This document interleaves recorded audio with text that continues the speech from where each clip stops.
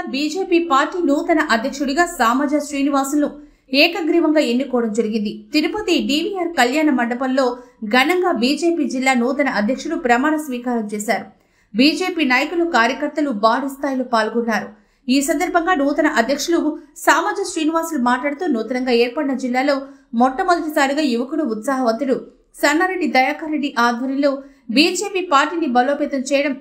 ఇది ఇలా ఉండగా జిల్లా అధ్యక్ష పదవి నేడు నన్ను వరించడం మరింత బాధ్యతగా వ్యవహరిస్తారని, పార్టీ అధిష్టానం ఆదేశించిన కార్యక్రమాలు తూచా తప్పకుండా విజయవంతం చేస్తారని సామజ శ్రీనివాసులు అన్నారు.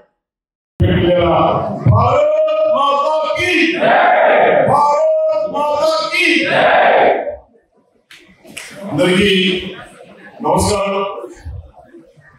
భారతీయ జనతా పార్టీ సిద్ధాంత ఆధారంగా, కార్యకర్తల ఆధారంగా నడిచేటువంటి ఒక విలక్షణమైనటువంటి పార్టీ. బీజేపీ యొక్క ఆవిర్భావం ఈ దేశ అవసరాల కోసం, అప్పుడున్నటువంటి పరిస్థితుల్లో ఈ దేశాన్ని సక్రమంగా అభివృద్ధి బాధలో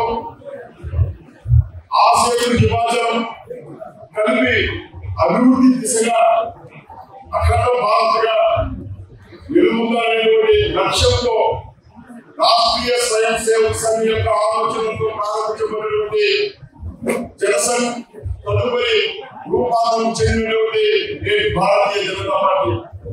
ఈ పార్టీలో కార్యకర్తలుగా పనిచేసేటువంటి మనకు ప్రతి కార్యకర్త కూడా ఏదో ఒక దశలో దీని ఒక అదృష్టంగా, దీని ఒక వరంగా భావించేటువంటి సందర్భాలు మనందరికీ ఎదురవుతూ ఉంటాయి.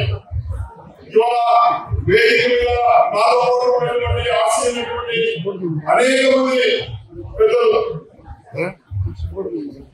చెప్పినట్టు మట్టా ప్రసాద్ గారు వయస్సు వచ్చిన వాళ్ళప్పటికీ భారతీయ జనతా పార్టీ ద్వారా నేర్చుకున్నటువంటి పోరాట పద్ధతుల ద్వారా అతి పెద్ద కుంభకోణం ఈ దేశాన్ని మొత్తం కూడా తిరుపతి వైపు చూసే విధంగా ఒక